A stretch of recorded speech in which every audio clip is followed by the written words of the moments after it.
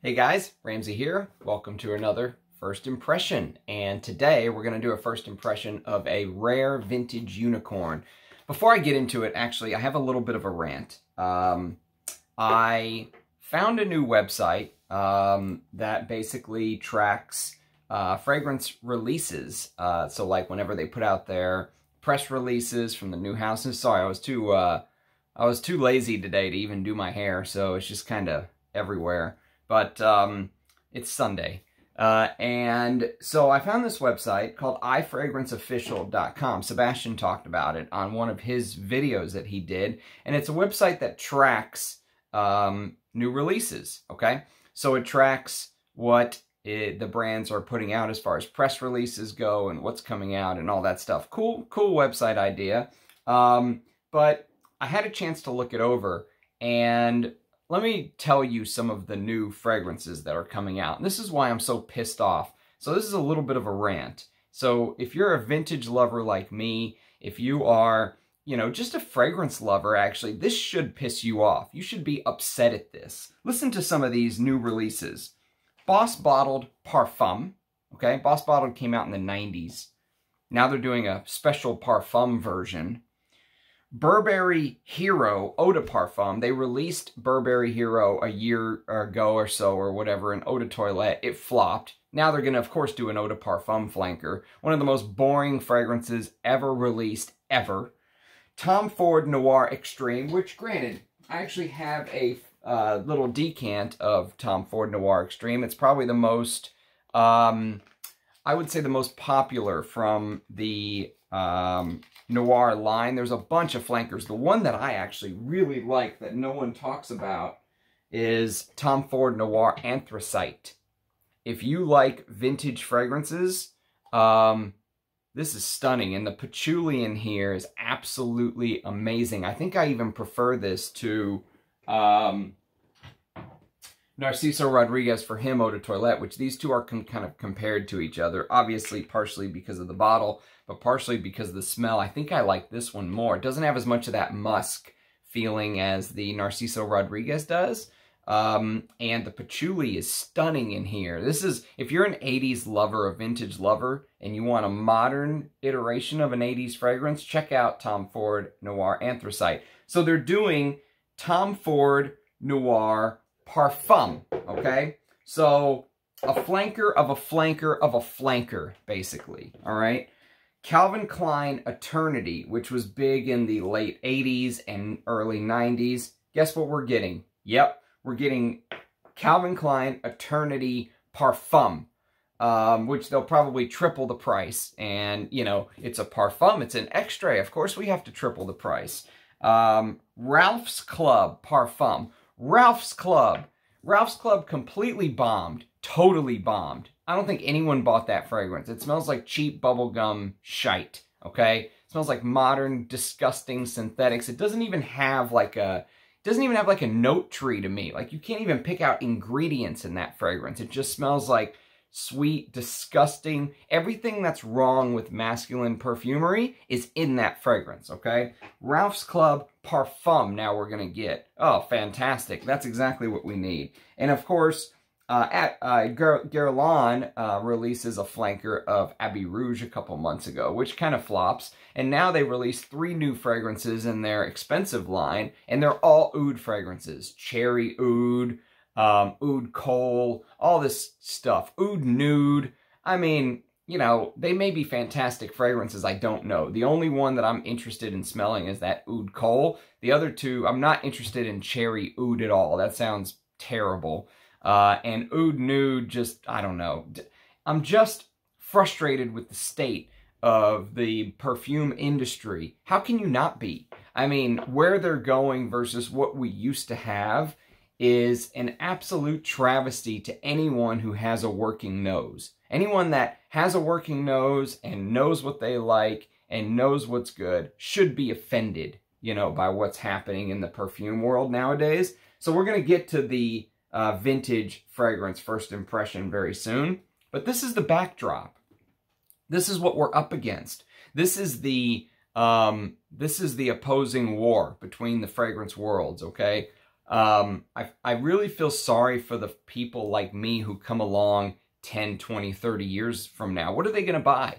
They're going to buy vintage Zherzov or, you know, vintage bottles of Roja for $17,000. I mean, what are they going to buy? Because they won't be able to buy stuff like this, I'll tell you that. This is absolutely fantastic. Even Chanel, before I move on, even Chanel is getting in on the act. They're releasing Gabrielle Chanel Parfum as an extrait. You know, it's just the way it's going. Even the houses I really respect, like Chanel, are doing it. Dior, of course, they get Francis Kirkjohn in there now as their in-house perfumer. And what does he do? He re-releases 3 fragrances from back in the day, which I'm sure they're fantastic, but do we really need a re-release of a fragrance that we already could buy? It's just, it really boggles the mind. It hurts my brain when I look at what these houses are doing. They're treating us as cologne buyers, as perfume connoisseurs, even as just a casual cologne buyer. If you buy a fragrance every year or two, they're treating you like you're an idiot, like you're a mark, like you're a sucker. You know, they changed the name of Dior Homme to Dior Homme 2020 or whatever it is. Not even the same fragrance. I don't care if you think it's a good fragrance now. I don't care if it's grown on you. It's not right to change the name where someone walks into a store, they buy Dior Homme 2020 because they ask for Dior Homme. They get home and it's a completely different fragrance. It's not right what the fragrance houses are doing to us as consumers. But on the other hand, when I did my Russian Adam interview, you know, a week or so ago, he brought up a very good point. He said it is incumbent on us as the perfume consuming public to be knowledgeable, to be aware, you know, to understand basic notes and note trees. And since we're just such an uneducated public as a whole, you know, there may be a very small portion of people, you know, that are educated and that know their stuff. But that makes up a tiny piece of the pie. The other 99% of people, probably 99.9% of people these houses are selling to, they have no clue. They don't even know that there's perfumers, right? They think it's Ralph Lauren that's putting out a fragrance. So that's the backdrop of this, that, you know, and I saw this website and I thought, wow, it's a cool website. And then I looked at some of the fragrances on there and I'm just like, oh my God, what, you know, it's way worse than I even thought. I'll never buy Eternity Parfum. I'll never buy Coach Open Road. I'll never buy, you know, Parfum version of Tom Ford Noir Extreme. You know, I'll never buy that. That just looks like a giant cash grab to me. And every time I try to smell something new, like, for example, I got a great price on, this is a year or two ago, on Azzaro Wanted by Night. That was like the hype thing back then. All the bros loved it. And I smelled it, and I was like, this is shite. Just give me Azzaro Pour Homme. You know, it's the state of perfume nowadays is absolutely pathetic. It's just pathetic. And that's why, as a perfume lover, you basically have 2 choices, okay? You can go to do something like, go watch my interview with Liz Moores of Papillon. You can go to a house like hers, where they're doing something, you know, she just doesn't listen to the critics. She does whatever she wants, and she puts it out, and if it's a hit, it's a hit. If not, you know, she goes her own way, and I absolutely appreciate that, and I like that. And speaking of value for money, I was talking to her about this fragrance called Anubis, okay?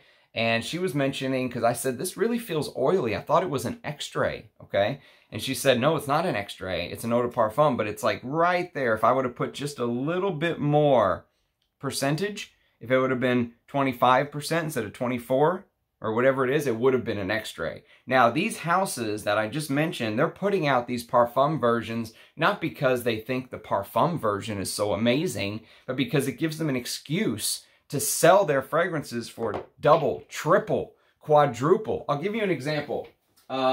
This is a discontinued concentration of a Roja, okay? This is Roja Oligarch, which I actually like this fragrance. This is the eau de parfum, okay? These sold for about $275 US, which is a lot of money. That's a lot of money. for a perfume. I don't care if you're now seeing prices at 500, 1,000. You know, he's got a 35, 2,000 for, you know, he's got, prices are astronomical. $275 for 50 ml is a lot of money, especially when you break it down per mil, right? They discontinued this. Why? Because now they issued a new Oligarch Parfum, for $500, okay? Same 50 ml, double the price almost. And that's what these houses are doing. Whereas houses like Liz's, she's keeping hers at just below so she can continue to charge you only a couple $100 for the eau de parfum, but you're getting much more value for money. So the value for money seesaw is 100% against the consumer nowadays and today. You know, you go spend $150 on Ralph's Club Parfum, you're getting a shit fragrance. I haven't even smelled it, and I'll tell you right now, it's going to be a shit fragrance. That's what really makes me angry. That's what pisses me off about where perfume is going. So perfume lovers have a couple choices. Like I said, go to niche, but go to the proper niche houses that, you know, are worth hunting down. I'm not saying Roja makes bad fragrances. I'm saying that the value for money proposition is very low. Unless you're just flush with cash and you don't care. If you have to spend $500 or $1,000 or $2,000, Great Britain is a $2,000 fragrance. Now, I didn't pay that. I paid less than half price for it. But still, it's even at that price, it's way overpriced. It should be a $300 perfume, max. You know? And so that's the beef, and I saw that and I thought I would talk about it, and it does play into our conversation today with Ébène. I don't know how to pronounce it, if it's Ébène or Ébène, or I'll say Ébène de Balmain, sorry. Pierre Balmain is the house, and first of all, this is the mini. This is a 3.5 mil mini that I got from Anouge, and I talked about it, Anouge at Enchanté Perfumes. I talked about it in my unboxing. Go watch my vintage Enchanté perfume haul from about a little over a month ago.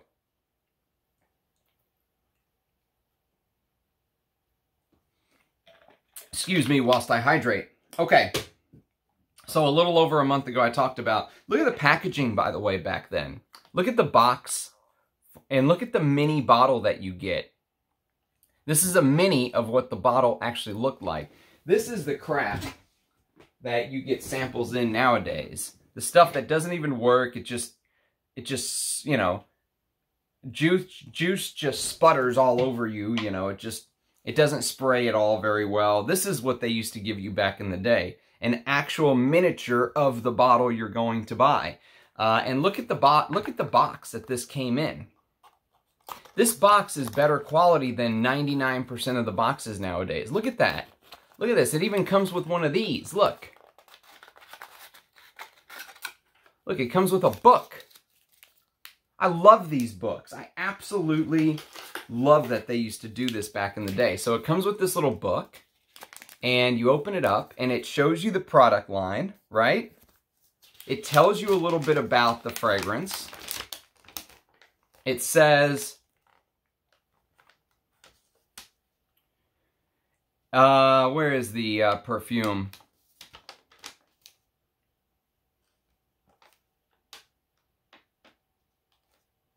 They're talking about the soaps, the gels, the deodorants. Okay, either way, it's here we go. It might be on the back.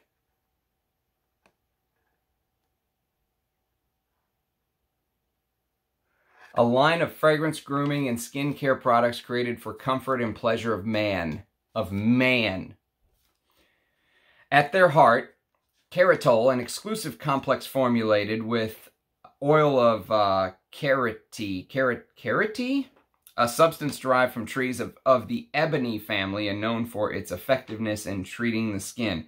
All Ébène de Balmain grooming and skincare products contain this unique Keratol complex to help smooth skin, on and on and on.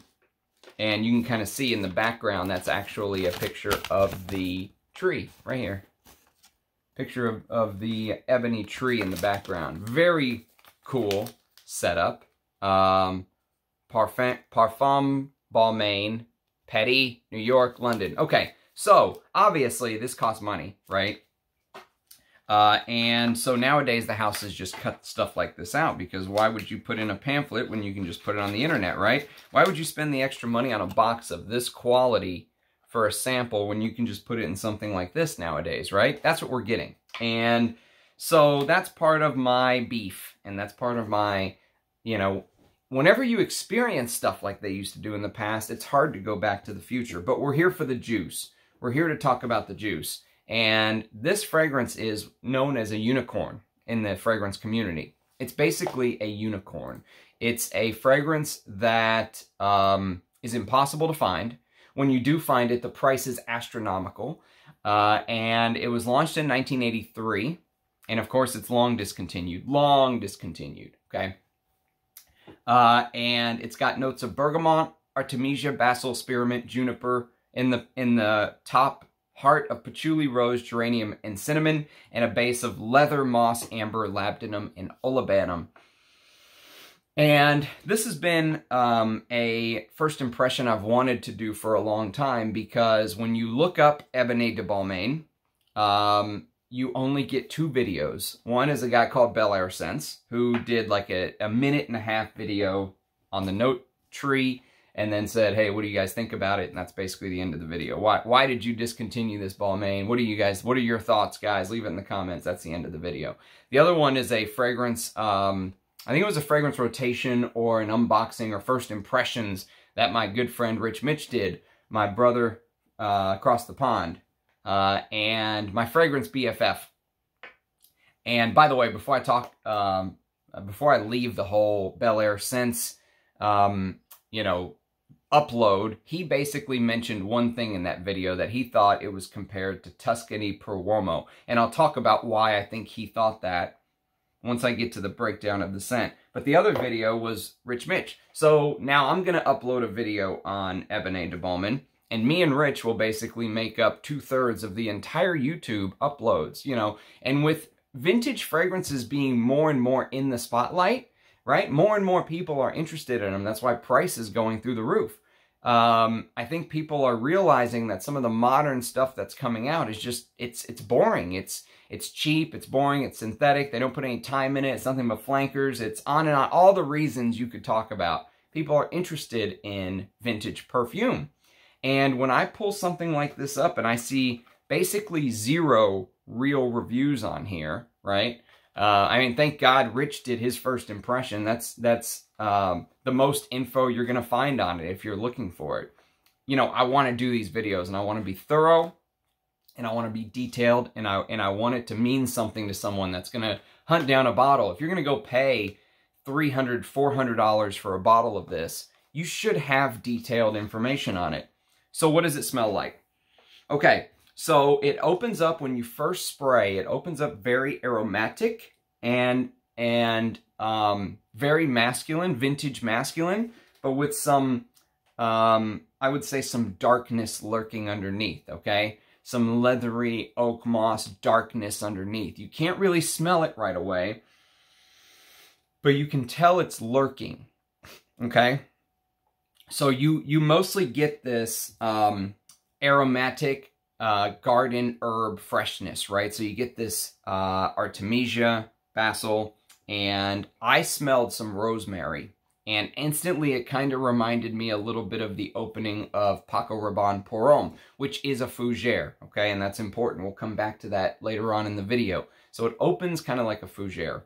And you get some of that basil, that green artemisia, but it's mixed with a very interesting note of spearmint, but it's not toothpaste at all. In fact, it's probably one of the best uses of mint or spearmint that's hidden, right? You can tell there's something giving it this,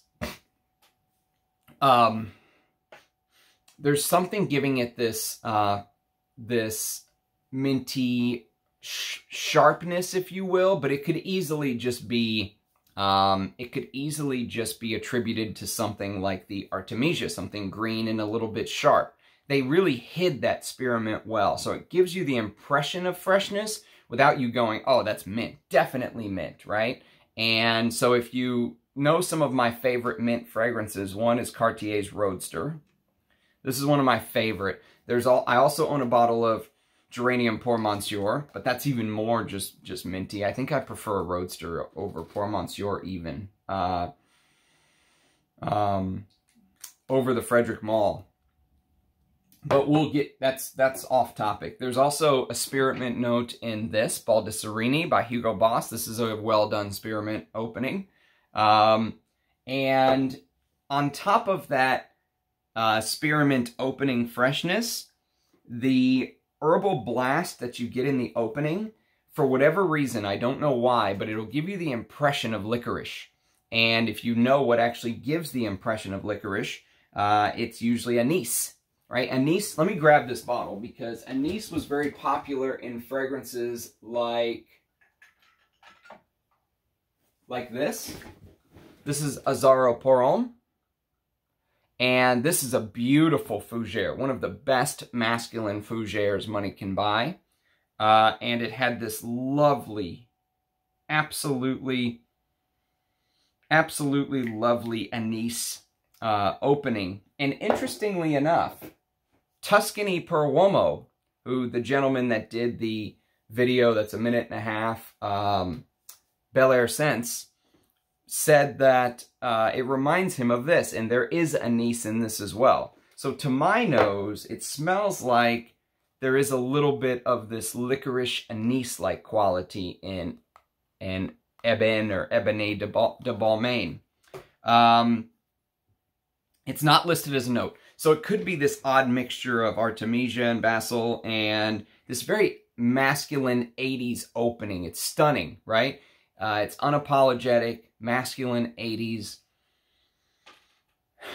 Beautiful, beautiful. If you're a fan of vintage masculines, this is definitely one to try to sniff. And again, I only have a 3.5 ml, so I have enough for a couple wearings. And that's pretty much it. I don't have a full bottle, but just to get to experience it, thank you, Anuj, by the way. Anuj threw this in as a freebie for the big purchase that I did. If you go watch that video, he threw in a couple freebies, and this is one of them. So if you're looking for vintages, you know, there's nowhere else that I would start with other than Anuj at Enchanté Perfumes. If he has the bottle, you know it's been stored properly. You know all of the things we talked about with him before, right?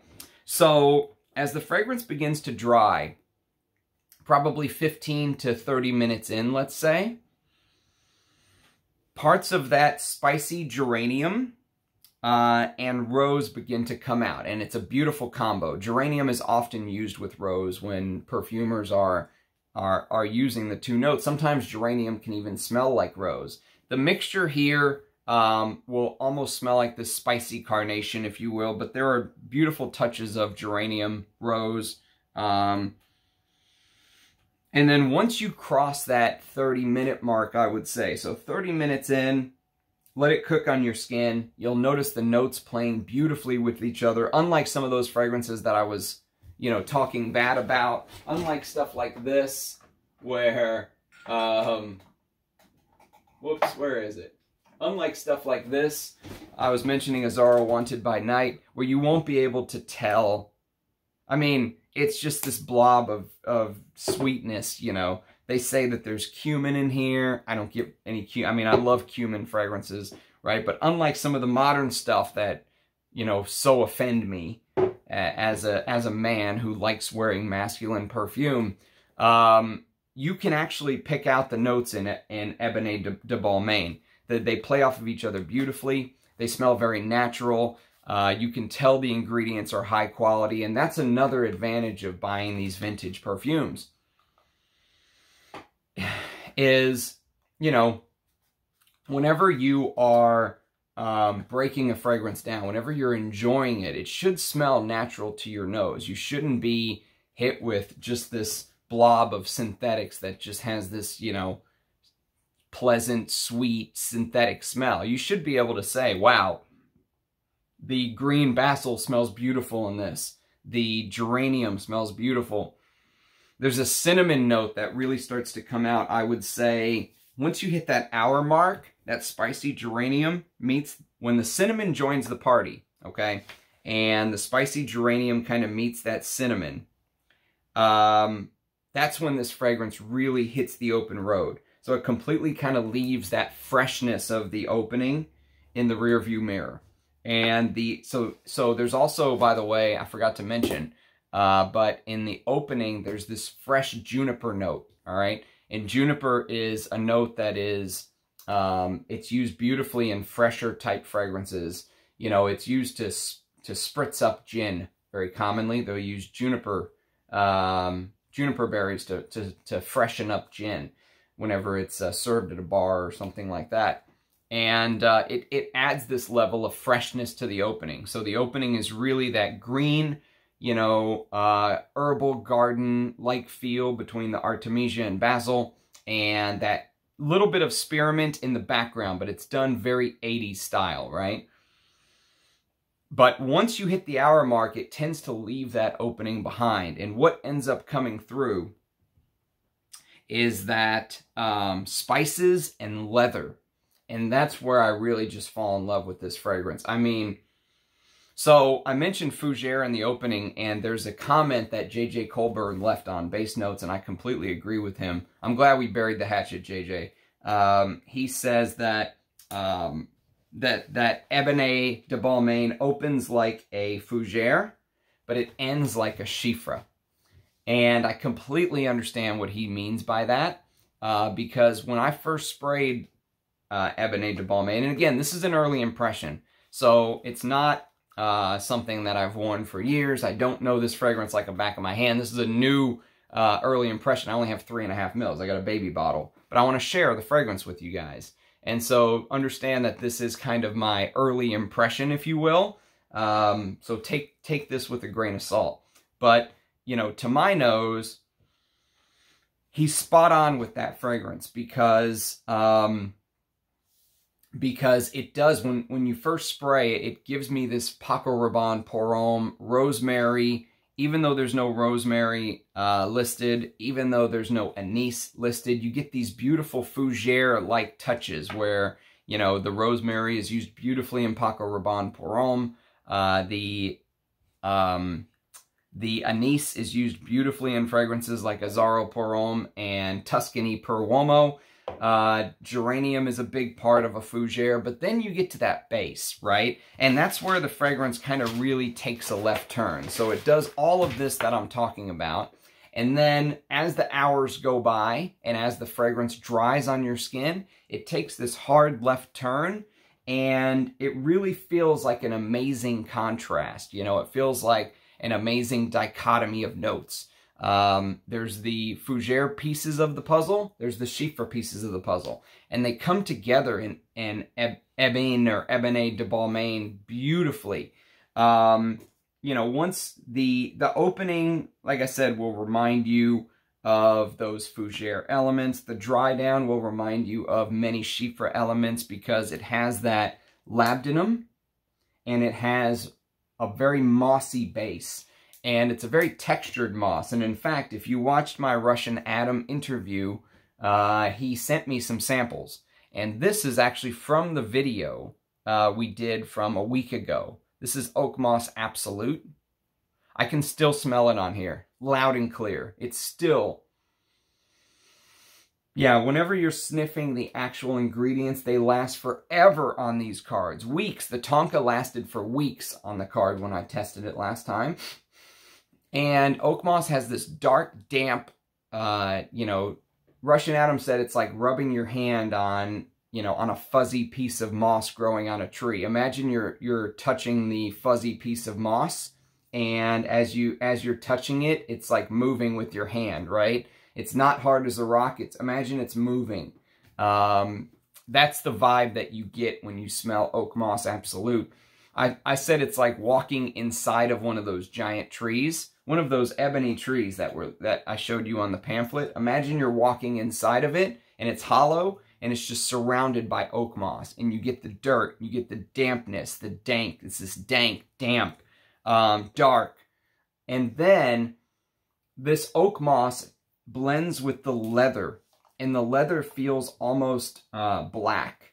You know, it almost feels like it almost feels like you are wearing the darkest black leather jacket you can find. There's very little brown. You know, it's not tan leather. Like if you take a fragrance like, for example, Cuir d'Ange by Hermes, this feels, you know, almost like a white tan-like leather. And I love this fragrance, by the way. This barely missed out on my top 100. If I re-ranked it, it very well may be there. It may be in the top 100 one day, but it just missed out. And you just get this dark leather in Ébène de Balmain. You just get this dark, damp, you know, black leather. And that black leather mixes with the oak moss and the labdanum. There's a little bit of resins in here, but I think they were very careful not to use too much. They didn't want to overshadow the idea of the fragrance. And, you know, if you put too much resins in here, I think it could take the fragrance in a direction that Pierre Balmain did not want it to go, is my guess.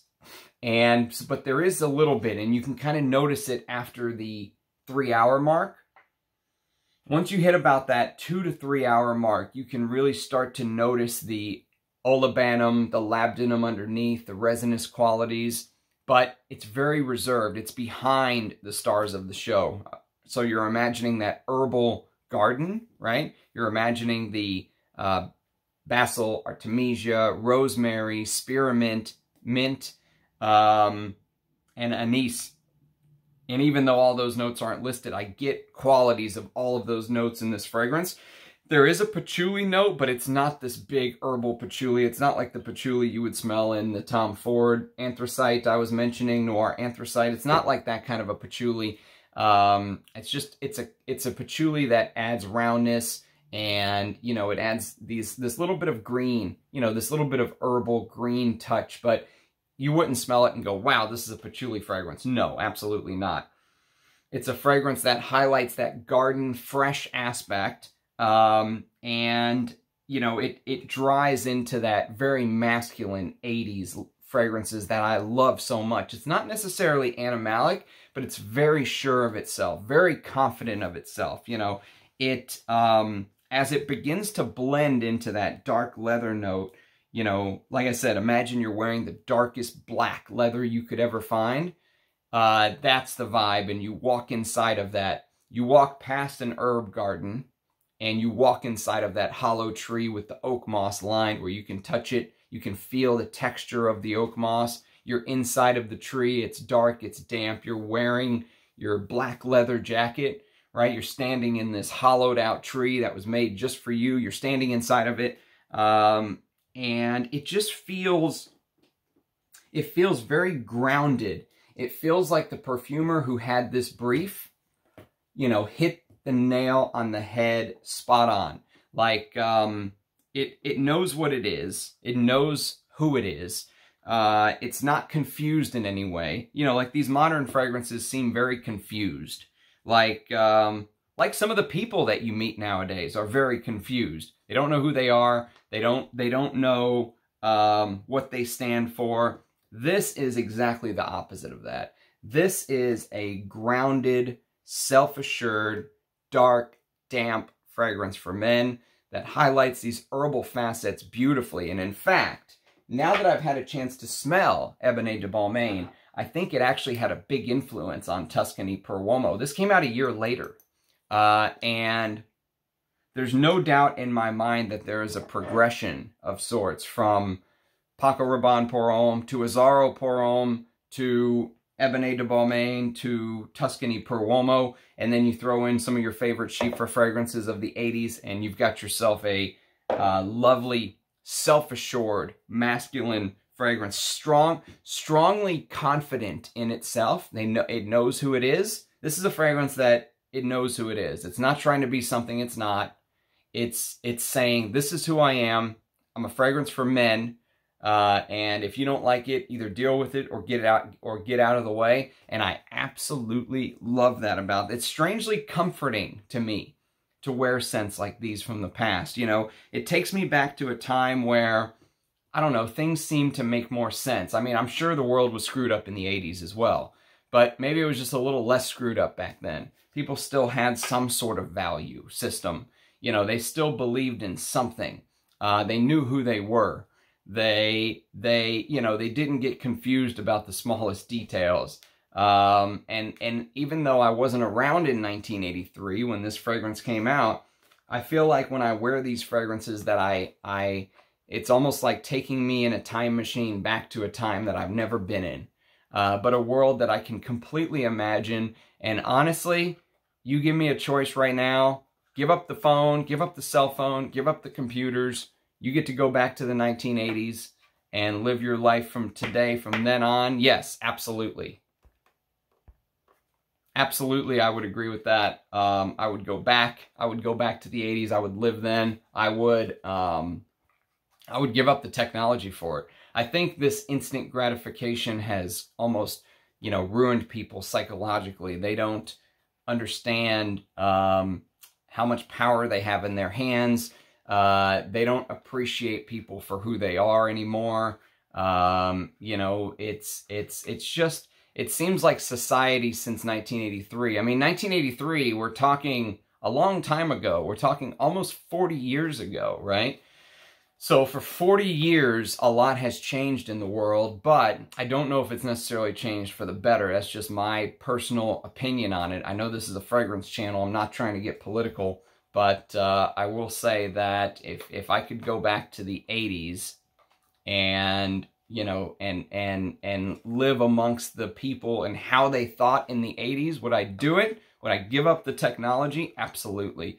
But since I can't do that, this is some of the closest ways that I can do it. Plus, experiencing this, making the links, making the connections, understanding how one fragrance, while now it's obscure to 99.9% of the people, most people don't know about this perfume. Maybe they know about this one, Tuscany Per Uomo, but in my mind now they're linked. These are linked together. Even though this one got the hype, Ébène de Balmain influenced it. There's no doubt in my mind. A year earlier, they definitely took some notes on Tuscany Per Uomo. And, it's beautiful to experience these fragrances from the past for me. So that's my early impression. Again, it's not a full review. It's just thoughts that came to me while I'm wearing it. I love wearing these fragrances. It's such a gift, a pleasure, an honor. They are rare. They're hard to find. Even if I only get to wear it 1 day, 2 days. I mean, I just feel so blessed to be in the position that I'm in, because these fragrances are drying up. We're becoming kind of a dying breed, these vintage lovers like myself. Every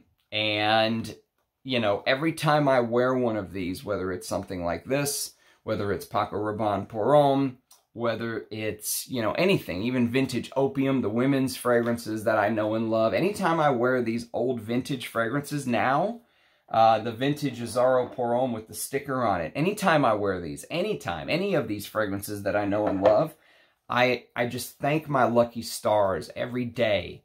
I get to wear those, that I'm given that opportunity, that I had the chance. Now, some of it was patience, some of it was, foresight, some of it was, being ready when an opportunity presents itself. I broke my no buy July last night because a fragrance popped up that I've been looking for years, impossible to find, and I found it and I bought it immediately. I'll do another no buy August, but I have perfumes coming, vintage perfumes coming from Italy that I ordered 2 months ago. They're still not here. I have Rich Mitch's fragrances that are going to be muled back by a friend, and that's coming in September. So over the next couple months, I have stuff coming in, even though, I've only purchased one fragrance, actually 2 fragrances in the last month or two. So, You're going to see me kind of tap the brakes on the buys. I'm not going to be doing these huge hauls anymore because I need to, quite frankly, I need to appreciate and wear and enjoy the collection that I have. But you know, when you're a vintage hunter and you're a collector, you have to kind of know what you like and you have to know what you would go for. If a bottle of this came up at a decent price and I knew it was well stored, would I buy it? Absolutely. This is an absolute buy for me. This is what masculine perfumery should be. Stuff like this. And even though it's not in my top 100, this sits straight alongside some of my favorites. Straight alongside them. You know, this is right there with Smalto Pour Homme. It's right there with Darby. It's right there with all the favorites that I love from the past, you know. And so, yes, I mean, I appreciate you guys watching the review. Like I said, I just feel so blessed and thankful every day I get to wear these vintage fragrances that are gone. That, you know, people that come in the next decade or two to the game may not have this same advantage. And so hopefully, you know, these kind of videos can serve as a little bit of a guide for them. That's why I do these. You know, I'm not doing this as a business. I'm not doing this as a, you know, job. I have a full-time job outside of this, and I'm also studying for school. So I have like so many things going on in my life, but this is important enough to me that I want to take time and make these videos. And so likes, subscriptions, comments always help because it helps the algorithm. You know, it helps get recommended to people when they want to learn about something new. You'll notice I don't have intro music. I don't do the names of the fragrances on the screen. There's no cuts. I don't even know how to do a cut if an emergency came up. I don't know how to stop the video and start it again in the same spot. This is a one-shot deal. I'm a technological Luddite. I would love to find someone that would do intro music for me and all that, but I don't know how to do it. I don't even know how, if someone gave me the intro music, I don't even know how to put it on the beginning of the video. So this is just a one-shot deal, just me turning on the camera, talking like a friend to you guys, and I hope you enjoy it and appreciate it. The support and the feedback that I've gotten from so many people has been humbling. You know, I do feel a responsibility to the community since there is less and less people like me out there who is interested in stuff like this. You know, nowadays it's people just going out there and buying, you know, Sauvage or whatever it is. We could go on and on and on. And so, yes, I just feel like it's my duty, you know, to upload these videos. So I hope you get something out of it. I hope you learn something. And sorry about the rant in the beginning, but honestly, even with that rant, I don't think I got off my chest what needs to get off. I'm still just disgusted by the state. Disgusted is the word. You know, these perfumers who are, you know, treated the way that they're treated and asked to create the things that they're asked to create should be, they should be, I don't know, ashamed of themselves. You know, I know they're working within a system that they can't get out of. You know, it's like they're chained to the desk. And these houses are giving them these briefs. And even if they're, you know, even if there's someone like Antoine Lee that wants to do creative things, not everyone can break away and be independent. Some of these people are stuck in the jobs that they're in. But, you know, these houses, if there was a way to kind of get perfumers together to say, no, we're not going to do this anymore. You know, we deserve to have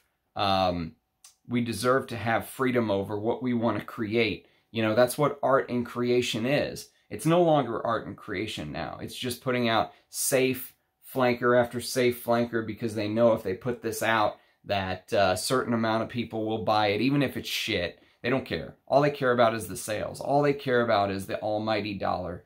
And they've completely lost their way. These houses, these big conglomerates are completely lost. That's why these niche houses, like Liz Moore's, go watch my interview, by the way. Her and Russian Adams interviews are the two most important things I've ever put on the channel, ever, hands down. There's so much good knowledge there. But there's such a vacuum. There's such a hole for people like, you know, people like Russian Adam or Liz Moore's or Bortnikoff or, you know, those kind of houses to step up.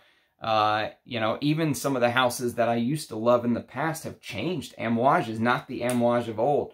You know, everything that came out about Creed, you know, it's hard to, when you want to smell something unique and different, it's hard to go anywhere but the past.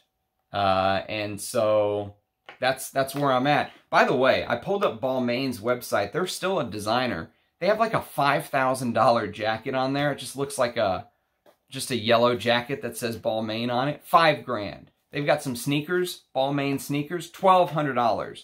They've got a cotton t-shirt like this, $850. Do people actually buy that? Like, is there someone out there spending almost $1,000 on a cotton t-shirt? And people must have money if that's the case. But either way, you know, the perfumes are a great way to get an intro to a house, to get a piece of that house without spending $5,000 on a jacket. Scandalous. So, sorry for the early morning Sunday hair, and sorry for the rant, but I hope you guys can appreciate it. Cheers, and I'll see you again tomorrow with another video. Bye, guys.